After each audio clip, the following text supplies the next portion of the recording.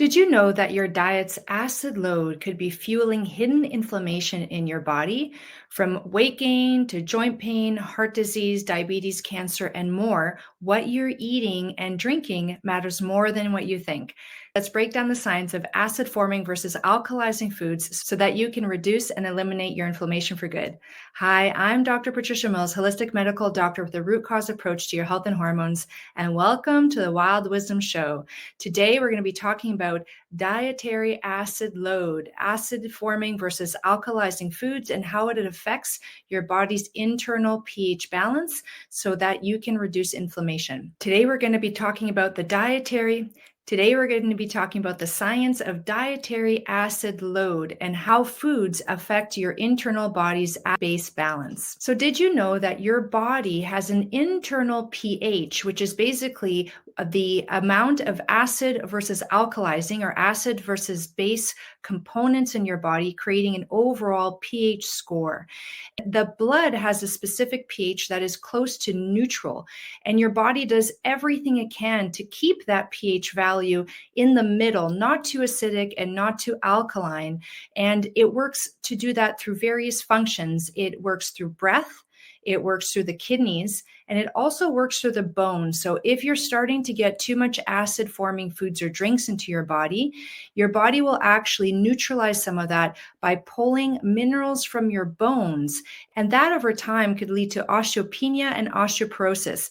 Now, doctors are not aware of this in medical school. We're not taught this science because the fact that the pH stays fairly neutral led most of us to believe that that means that what we eat doesn't affect it. Like we're putting in foods and drinks in our mouth and our pH is not changing very much. So the research at first was showing that what we were eating was not affecting our pH, but more recent research has uncovered the fact that the reason we do not see a shift in the blood pH immediately after eating or drinking is because the body is using these mechanisms through the breath, through the kidneys, and over time, when it becomes overwhelmed by too many acid forming foods or drinks, it'll start to pull minerals from the bones. There's multiple research studies showing this, but they have not yet been taught in medical school. So I'm going to teach this to you today so you can start taking action with your diet to try to balance things out so that you do not get an acidic pH shift in the blood, which over time can lead to problems with inflammation. As mentioned, there's multiple studies now showing that too many acid forming foods cause an acid stress on the body. And in the short term, the body can compensate through the breath and the kidneys. Over the long term, it'll compensate pulling minerals out of the bones. But even after a certain amount of time, when you've developed osteopenia and osteoporosis, there's not that many minerals for the body to use. And the body will shift into what's called a low-grade chronic metabolic acidosis. And the pH shift with that is very subtle, but the pH is logarithmic, which means that even a small shift in the value of the pH can mean a big change in the body. And that low-grade chronic metabolic acidosis is what causes chronic inflammation. And chronic inflammation in the body is very, very damaging. It causes problems in all organs, and it can also cause strain in the kidneys, as mentioned, the osteoporosis, and it increases our overall disease risk. So some of the health risks of high acid load that have been identified in the research in humans are weight gain and obesity, heart disease like heart attacks and stroke, type 2 diabetes, osteoarthritis and chronic pain, as well as cancer and kidney disease. Now, if you're interested in the science, there's so many studies, it's hard to reference them all, but I will give you one that you can start off with. This study is a review called The Dietary Acid Load in Health and Disease, published in 2024. And I have the reference up here. If you're listening to this on the podcast, you'll want to pop over to YouTube to see the reference on the screen. Now, what this research shows is that the high dietary acid load causes more inflammation in humans, and the way they've been able to prove this is by measuring the potential renal acid load. So the potential renal acid load is essentially how much acid-forming foods affect the kidney and how much it needs to compensate in response to those foods. And this potential renal acid load, which is called PRAL for short, has been measured in multiple studies, and and I can actually share with you which foods and drinks are more acid forming versus alkalizing. And so alkalizing is the opposite. It does not have an acid forming effect, and it can actually have a balancing alkalizing effect. And those are called base foods versus the more acid foods. And what this body of research shows is that a diet higher in PRAL increases our inflammatory blood markers like C-reactive protein, TNF alpha, and these have been linked to chronic disease. Now, what we cannot do is measure the pH of the urine because, again, there's so many other systems that are changing with respect to and in response to dietary acid forming foods that just looking at the urine pH actually does not give you a full picture and can be very misleading. I know that there have been some people who have written books in the past on the pH diet that have been very controversial, asking people to target a certain pH in the urine, and that is not accurate. But the background of the science in terms of that our foods do affect our internal acid-base balance is actually quite correct. It just doesn't affect the blood right away. It's causing other effects throughout the body. The effects on the blood happen in the long term when we've been having too much dietary acid for a long period of time. And then we start to see that very subtle shift, which can have significant health consequences with low-grade chronic inflammation. Now, the foods that are the most alkalizing are vegetables and herbs. They are rich in potassium, magnesium, and calcium, as well as organic acids like citrate and malate. And when these are metabolized inside of the body, that's when we get the alkalinizing effect because they turn into things like bicarbonate, which is a base. And so it's actually not how the food is outside of the body, but what happens to the food inside of the body that causes that alkalizing effect. So it's the effect of the metabolism of that potassium, magnesium, calcium, citrate, and malate. And overall, this metabolism helps lower the potential renal acid load burden. In contrast, animal proteins, including cheese, as well as whole grains, are high in sulfur and phosphorus. And these are metabolized to acids, which raise the potential renal acid load in the body. So these have a high dietary acid load. Now, it's important to understand that the message of this information is not to eliminate animal foods and whole grain, but rather that balance is so key when it comes to your diet. You need to pair acid forming foods with alkalinizing foods because, those foods, whether you're looking at whole grains or animal meat or cheese, they are very helpful. And if you're looking at an omnivore diet versus vegetarian vegan diet, there's a lot of nutrients to be gained from these food sources. So completely eliminating these food sources actually can cause other health problems down the road. So again, it's not about being an extremist, but it's rather finding that balance in the middle. And I'm going to teach you how to balance things out no matter what kind of diet you have. Now, meat, cheese, and grains, they're the acid forming. And so fruits, veggies, herbs, spices, legumes, and vinegar are alkalizing. And I'll explain why vinegar might be alkalizing. And we want to balance our proteins from animal proteins, if that's what we're having, or from whole grains, with our veggies, fruits, and herbs. And these support a calmer anti-inflammatory body. The anti-inflammatory research shows that in order to reduce inflammation in the body, if you already have it, you need to target around 6 to 9 servings of vegetables a day. So that works out to be about 2 to 3 servings of vegetables with each meal. Breakfast, lunch, and dinner. And if you're only having 2 meals a day, for example, then you're going to have to target 3 to 4 servings of vegetables with each meal. Now, herbs are super alkalizers, so these are really, really good to add on, and I'll be showing you some research values to support this. So, for example, if you were to eat a steak on its own, it would be very acid forming. But if you were to add to that steak a salad plus some vegetables, you would have a very anti-inflammatory meal, so long as you have enough vegetables added into the mix. And to a certain extent, that also depends on the size of the steak. So again, as a general rule of thumb, 2 to 3 servings of vegetables per meal. But if you're eating a lot of animal protein, a lot of cheese, a lot of grains, you may need to bump up that serving size in order to balance out those acid-forming foods. And the research measures PRAL, or potential renal acid load. They've actually gone into each food and they've given it a value, and a positive value. The larger the value, the more acid forming it is. And the more negative the value, the more alkalizing it is. So here are some examples. Cheese is very acid forming with a PRAL value of plus 34. Meats are plus 7 to plus 12. Fish is plus 7 to plus 10. And eggs are plus 8.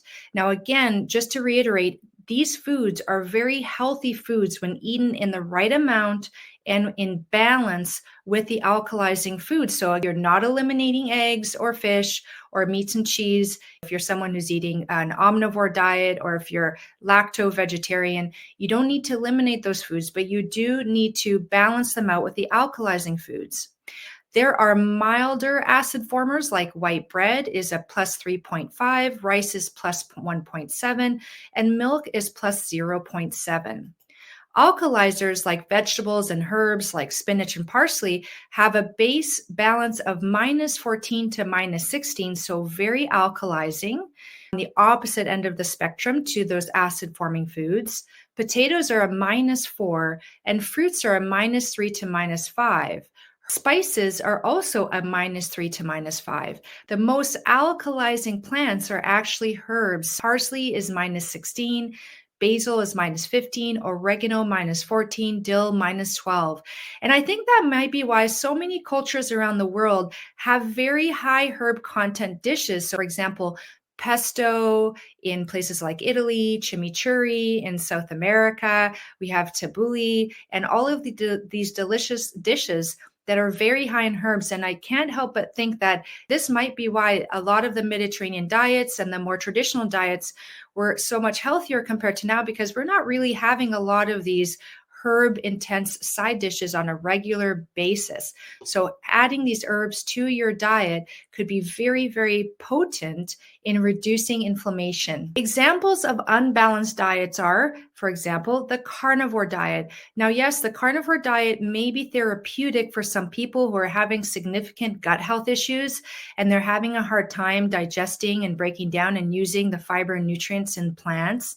And so for a short period of time, they might go on a carnivore diet, but in the long term, that would not be a good strategy. That is a very acid forming diet. The best research we have in the long term to show that this is the case is looking at populations that eat generally a more carnivore diet. And so the Inuit population, they eat a very high animal protein, animal meat diet. And when you look at their bone health, they tend to have a lot of problems with osteopenia and osteoporosis. We do not have really good studies on a pure carnivore diet long term. That has not been done yet. And yet some people are turning to the carnivore diet as a long-term strategy. And again, that is not a good idea. A better idea is maybe if you do go on a carnivore diet, work on healing your gut, and over time, introduce some things like some herbs, some vegetables that are tolerable and digestible and can be broken down in the gut easily without too much gut distress. Over time, adding in more of those vegetables so that you're balancing out the acid-forming foods with that anti-inflammatory alkalizing vegetables and herbs, maybe some fruits, and so on. Another diet that's unbalanced is an omnivore diet, where the person is eating too much animal meat, too much cheese and whole grains, and not enough vegetables and herbs. So again, it's about the balance. It's really increasing those vegetables and herbs, and if necessary, slightly decreasing the animal meat, the cheese, and the whole grains to find that balance. And I know that there's a big push right now to get a huge amount of protein in through the day. I'll do a separate episode on that. I think there is such thing as too much protein. And when you're hitting your targets of protein, that total protein can come from both the animal sources and the plant sources. Plants do have protein. And yes, the animal protein is higher quality and easier for the body to use, but it can also use plant protein. So it can use both. And ideally, it would have access to both. And so we don't need to just look to animal protein to meet our protein targets. Now, if you're vegan or vegetarian, you can run into problems with a high dietary acid load if you're focusing too much on the whole grains and having lots of things like quinoa and rice and pasta and bread with not enough vegetables and herbs, for example. So again, it's about the balance. And I do see a lot of people having big plates of rice or quinoa, maybe some beans, and then a little bit of vegetables. It's really about switching that up and having a lot more vegetables with a slightly smaller amount of those rice and beans to even things out. Now, there are some surprising foods that we look at the research and the results are kind of interesting in terms of the dietary acid load. Lemons and vinegar and other citrus fruits like limes, they are alkalizing. So again, it's not about whether or not they are acidic on the outside of the body, but what happens when you metabolize them on the inside. So lemons and limes and citrus fruits, they have a lot of those healthy minerals and organic acids that are metabolized into bicarbonate. So that has a alkalizing effect. And vinegar has an acetic acid component, which is also metabolized and has an alkalizing effect. Coffee is alkaline to neutral, so it doesn't have too much an effect. Sugar is neutral to slightly acidic. You might think, well, sugar doesn't have too much of a dietary acid load. That means I can have as much as I want. Well, sugar may not cause inflammation through the dietary acid load pathway, but it does cause inflammation through imbalancing our glucose levels in the blood, which affects our insulin response and our stress response with the cortisol hormone production. So over time, sugar can cause inflammation, but just not through this particular pathway. Oils and fats are neutral. They don't have an acid forming or alkalizing response because they don't have those minerals or organic acids. And alcohol, it really depends on the type and the quantity. So it seems like small amounts are not harmful, but it's more when you get into the larger amounts that they can have a more higher dietary acid load effect. So the big takeaway today is that, number one, there is science on this, but you cannot measure this at home, unfortunately. You can't measure the pH of urine and you can't measure the pH of your blood. It's really internal processes that are only measurable in research settings. And so you just need to know that the science exists, it's strong science, and that we need to start looking at our plate and making sure that our plate is balanced. So half a plate should be vegetables and herbs, maybe a serving of fruit. And the other half of the plate can be those more acid-forming foods. Now, beans I haven't mentioned, but legumes do have a slightly alkalizing effect. They're not too acid-forming or very alkalizing. They're more neutral to alkalizing. So they're also a good protein source, which is nice to add in. And making sure you get those veggies, herbs, and spices in to balance out your animal meat, your dairy, and your whole grains. Aim for that 6 to 9 servings of vegetables a day. And a really good trick with herbs, if you're not into making your own pestos and chimichurri, the problem with the pestos and chimichurri that you buy in stores is that they're often using inflammatory provoking vegetable oils like canola oil and soybean oil and corn oil and safflower and sunflower. So you have to make it at home with olive oil or find a company that is making it with olive oil, for example. But just an easy way to get herbs into your diet is you take a bunch of herbs that you buy fresh at the store, cut off the bottom, put it in a cup of water, so a little glass jar up with water, put it in like a bouquet of herbs and then put it in the fridge. And then with every meal, pull it out, get a pair of scissors and just snip the top of the herbs off into your salad or your vegetables on top of your rice or your pasta. It's a flavor boost and it's a health boost. So make sure you take advantage of that really firm science.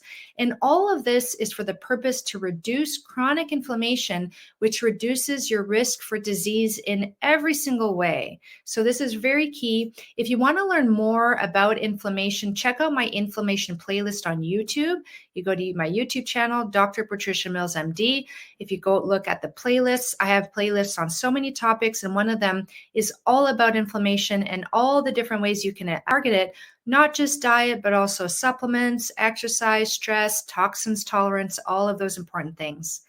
If you enjoyed this episode, subscribe to my YouTube channel. That's the very best way to support the Wild Wisdom Show. Save this episode for future reference and share. Sharing is caring, and you never know when you might benefit from this wild wisdom. Feel free to put your questions in the comments, and I look forward to seeing you next week. Bye now.